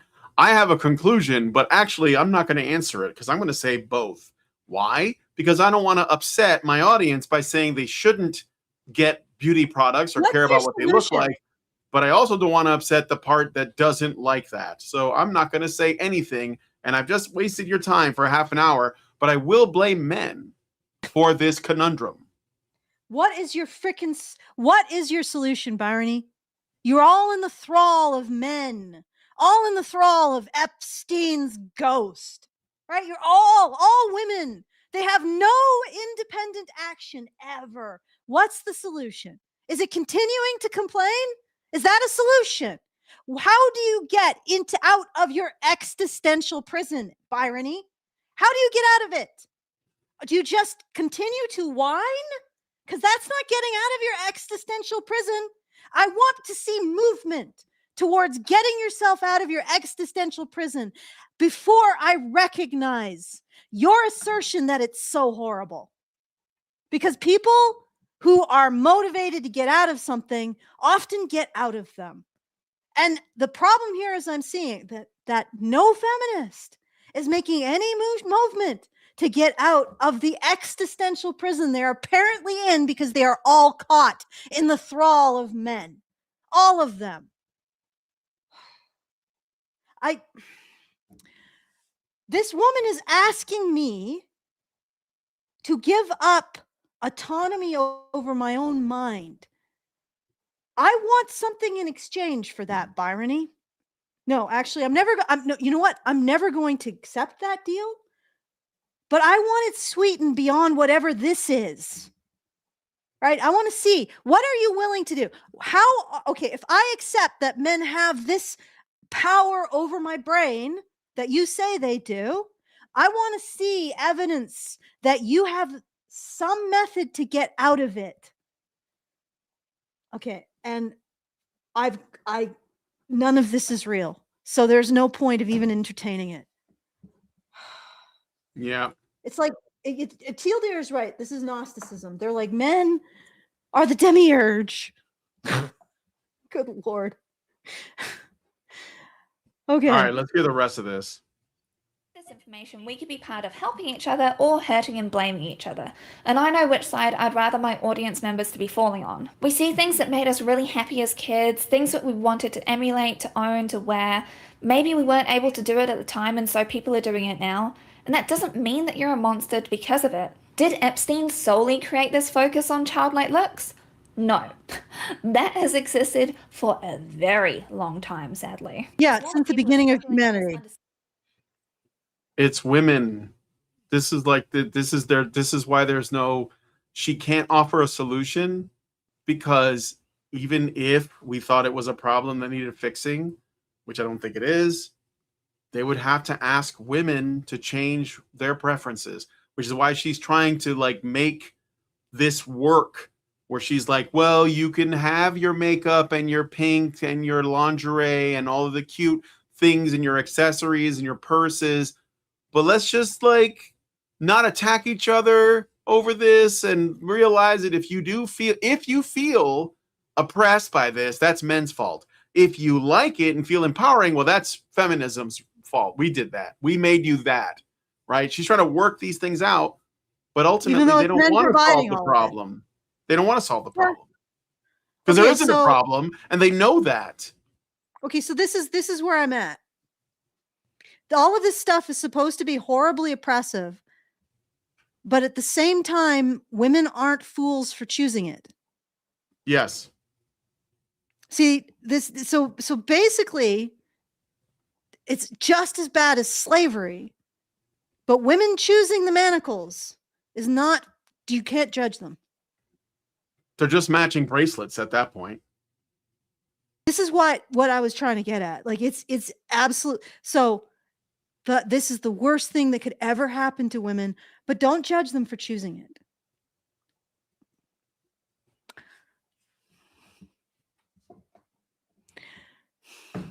All right, that's it basically. I don't know what I am, but I'm not this. Okay. Do you want to do do you want me to really quickly do the other thing? Yes, just do the misogyny spectrum. All right, we're gonna go to this other video by Bryony Claire. This one is about the manosphere. Ultimately, what? Also a Rick Richard request. Yeah, it's also cursed. But okay, so I'll just give you the short and dirty of this one. So the basic short version of this is it is a video about the manosphere and like unrealistic beauty standards for men, which sounds promising, but ultimately it's the fault of men. It is a toxic masculinity discussion. And the truth is, this is the thing that's really interesting about it, because I've actually thought about making a video about this topic myself. Young men are this looks maxing thing that you guys have probably seen going around. Alice, you know about the looks maxing thing that guys are doing?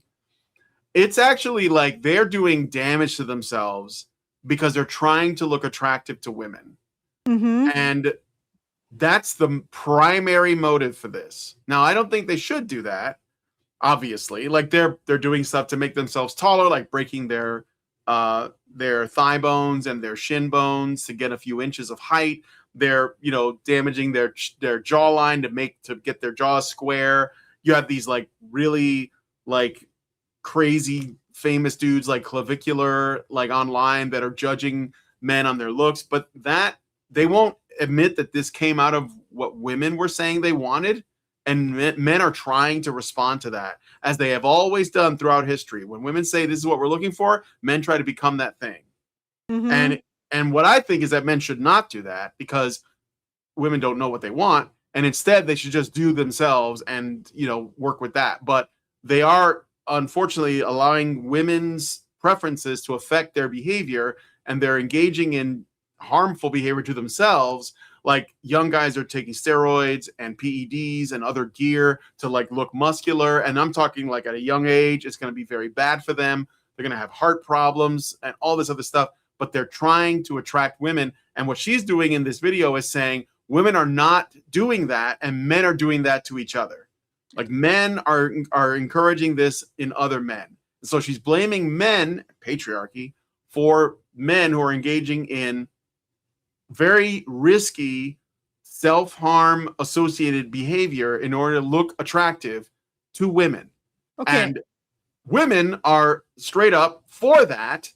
They're like this clavicular guy who is a complete asshole. He has women all around him all the time. I wonder why. You know, but she's going to say, no, that's not what this is about. But what were you going to say, Allison? So women's beauty ideals are the result of Epstein's ghost, right? And men's beauty ideals maybe also the result of Epstein's ghost. Well, she doesn't mention Epstein in this video much. But it would make more sense, don't you think? Like let's attribute it all to Epstein's ghost. Well, Epstein's not exactly a Giga Chad, but I would say it's the fault of the manosphere. That's what she's trying to say. It's the manosphere. Yeah. It's the manosphere. Really? Did the manosphere? Yeah, it's the manosphere. Did the manosphere create romance covers? Did they do that too? Bryony? Like, so she can't allow any culpability. So essentially, women's beauty ideals or the beauty industry is a result of Epstein's ghost. And it's the most horrible kind of oppression and slavery. But she won't condemn women for choosing it, because that would be bad.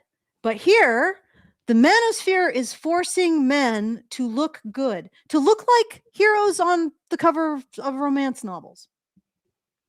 And it's the manosphere doing that, right? Not women. Yeah. Not women. The manosphere. Okay. Actually, these two are very, very complementary if you think about it. Yeah, in a way. All right. So, all right, let's jump to the one thing, okay? The one thing. So she goes through, again, all of it. Her content's all the same. I don't know why Richard sends videos, because it's always the same. At the end of the day, her message is the same. You know, it's all about how many, like, I'm going to blame patriarchy for something, and then I'm going to attach every single current male figure to the thing that I'm demonizing, so that the morons in my audience will associate my ridiculous claims about patriarchy to these men that they were told not to like, while also claiming that I'm not doing that to them, but the system is. Like, you know, when she says, do we like these things because we like them or because like some pervert telling us to like them? Yeah, you mean like yourself, right? So this is basically the latest version of, oh, here's, you know, like the Americans won the Olympic hockey game.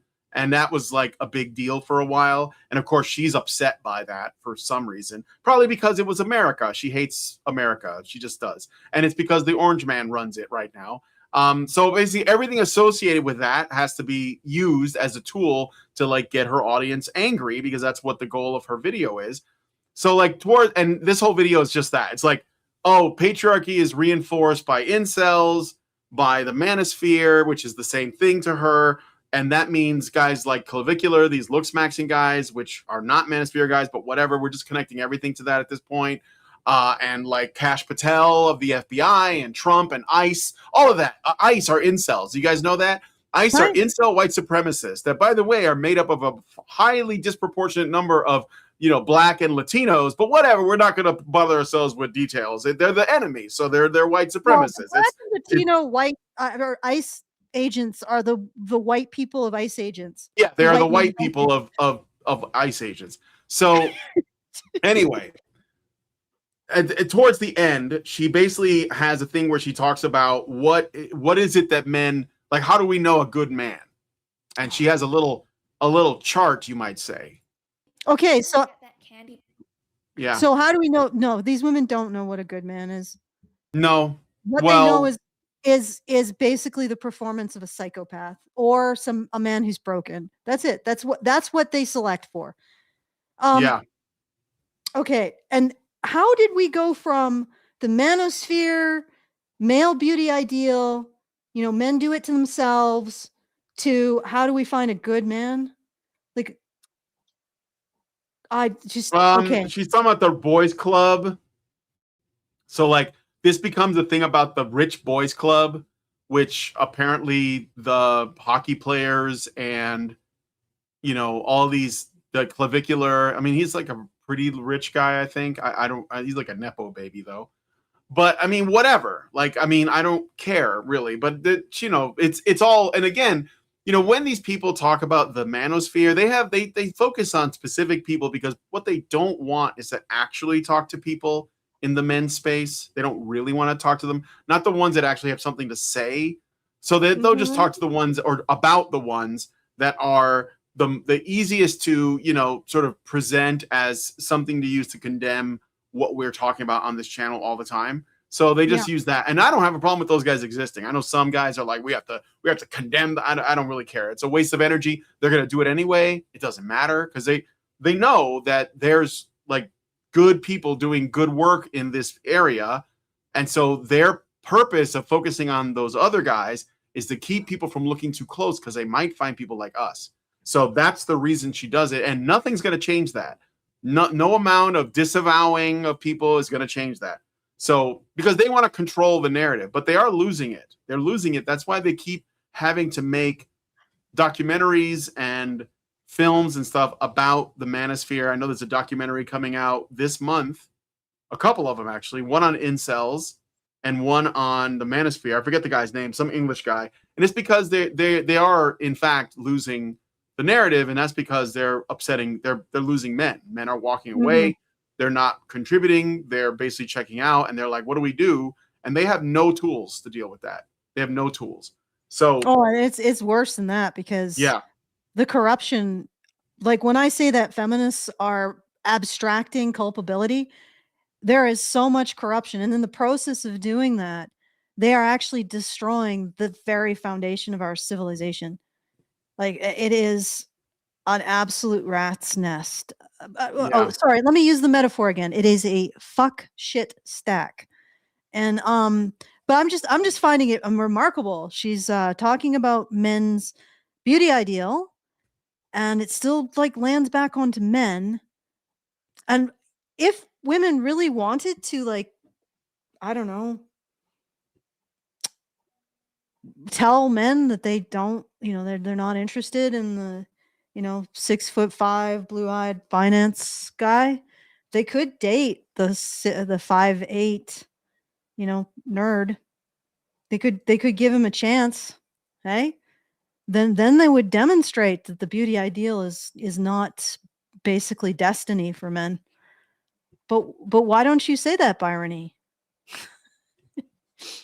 Like, why aren't you saying like, because the funny thing is are these 5'8" men like shoving women out of the way and being like, I gotta go break my shin bone so I can have an extra inch and juice so I have an 8-pack, and they're just pushing women out of the way who are like, but I love you the way you are. Yeah, that's totally happening. Right?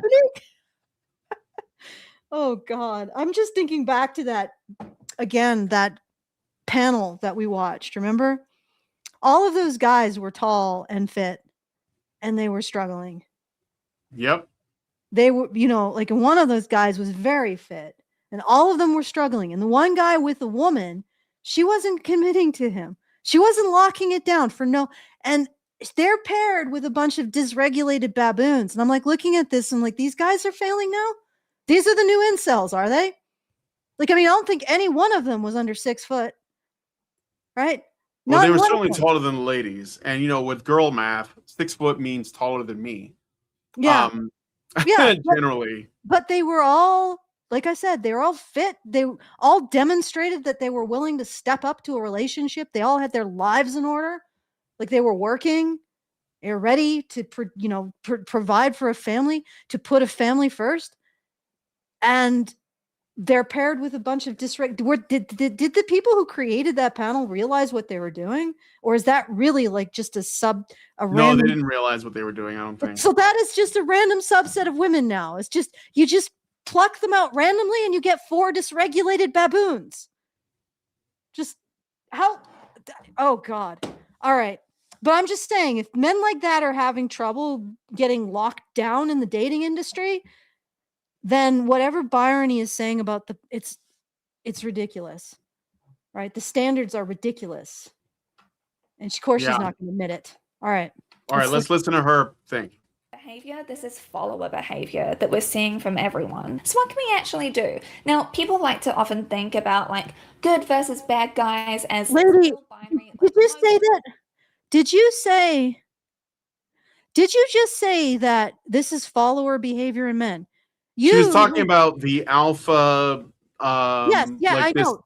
She said that the alpha sigma, whatever, is follower behavior in men. Probably it's or what is she actually saying?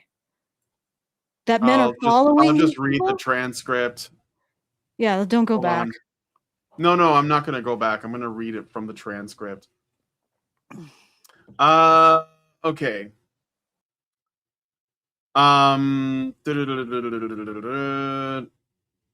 Cat Black has spoken about it in this video. Okay, Cat Black was that trans activist from back in the day. It gave a lot of young, angry, misogynistic men this sort of space to come together and talk about how much they hated women and how frustrated they were with women. And for a lot of people, that was the community that they felt they were missing. And that's kind of the sick part of it. The FBI was trying to hide documents that Trump was found in the Epstein files. Not true.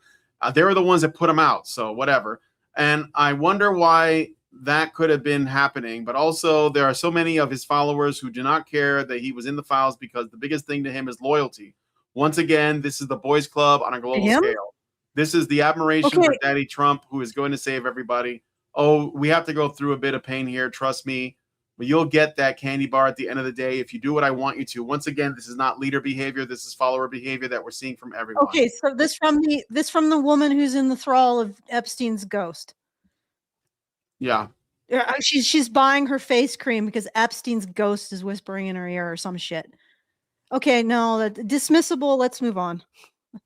Let's finish this time code. So she's got this chart, right, that she's saying a lot of people think this is how we see it, where there's most men are good and there's only a small percentage of crazy, evil men. What I've learned that a lot of guys visualize our social environment like this is her chart, okay? Guess what? How shit's going to change. The reality. She's about to red pill her women. Guys are good guys, and then there's just a few evil ones doing the bad things, when actually it's a much more gradated scale. And let's look at this, but it's actually closer to this. So if you're on the end here, it says heroic men heroic men who will intervene. So these are the only good men. So it's actually an inversion, because look at the rest of these. Well-meaning men who underestimate the issue. That's a bad man, basically. Men who think predation is an unfortunate fact of life. Also a bad man. Men who think certain women deserve it but aren't active predators. Also bad. I mean, you're going to tell me that's not?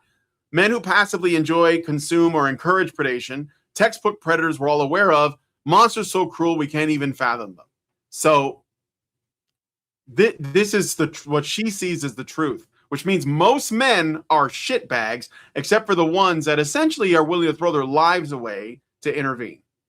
That's what it is. Men, which is most men, right? Honestly, no, she thinks it's just this much. No, it's just this. Lady, do you really honestly think conscription is a thing that could have happened if men weren't willing to sacrifice for their society and make other men sacrifice for their society? Like, what a shitbag this human being is. Like, she is a shitbag. Like, there is no excuse for this. And again, this is abstracting. So instead of seeing evil as a personal choice that men and women make, and mostly men are bringing these evil people to justice, it's men who are the policemen who are doing this. And I'm not going to look at how many women are policemen. Look at the death rate in that occupation, to see how much the sacrifice falls on men. Prosecutors, men. Jailers, men. Men will mostly intervene if they see a woman in distress. They still do that, even though in many cases they're putting their own lives at risk for doing so. And I actually tell men, don't do it, especially when you're dealing with a couple that's engaging in violence in public, because you intervene, the woman grabs you while he stabs you. Just don't bother. Don't put your life in line for miscreants. But regardless, men still do that because it's the nature of the beast. And you, Bryony, wouldn't be existing in the world complaining to men about men if men weren't listening, and you knew that. So this is just meanness. This is just cruelty. This is just abuse. This is just shitbag behavior. Because literally, she says, well, women are in men's thrall, so I'm going to complain about it. Well, who are you complaining to, Bryony? If women have no power even over their own minds. That's right. You're complaining to men, and you're expecting them to listen. Well, how is that compatible with believing that they're all basically monsters? The answer is it's not. The answer is this is mouth noises and memes intended to be cruel and shame men into doing what she wants. This is emotional abuse right here, what she's showing. It's its own counter argument. Because men, if men were really all basically evil, they wouldn't respond to her emotional abuse. It wouldn't be such a useful strategy for women that I see an entire movement bases its entire political apparatus on it. Like, think about that. An entire movement of women bases its political apparatus on the fact that when they say, hey, men, you don't care about women, what do men do? They immediately feel like they have to demonstrate that they do by giving that movement power and clout. It is its own counter argument. And it's despicable. More fuck shit stack. And no, yes, it's horrible that I have to engage with this right? I have to engage with it. That's horrible. But then again, at least somewhere, somebody is saying that this is wrong. This behavior is wrong. Right? This is cruel. And not only is it cruel, it's a lie. Because if she genuinely believed men were the problem, she wouldn't be appealing to them for the solution. And neither would her audience. The truth is that these women know that men are their solution. That's why their entire strategy for existing in the world is to complain to men. And why I say, okay, you want to say men are so bad? Show me the receipts. Show me how you're building us out of femtopia. Show me how we're escaping the existential state prison that men's thrall has put us in. We're all enthralled to Jeffrey Epstein's ghost, Bryony. Tell me how that ends. Tell me. Because all I see is someone who insists that men are bad and then in the next breath demands they do something about it in order to prove they're not. Do you think bad men actually give a crap?